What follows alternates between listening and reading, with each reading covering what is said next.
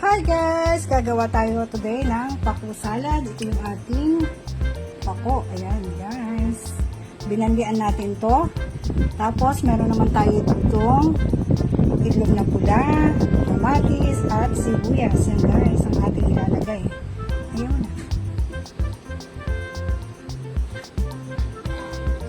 At meron tayo ditong mix na kalamansi, paminta, may konting oyster sauce, tapos sugar, and then suka.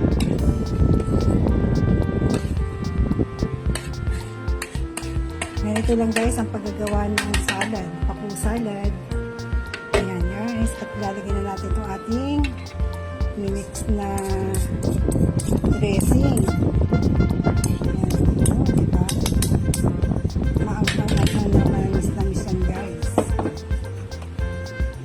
Mix lang natin yung ganyan. Mix lang. Ayan guys.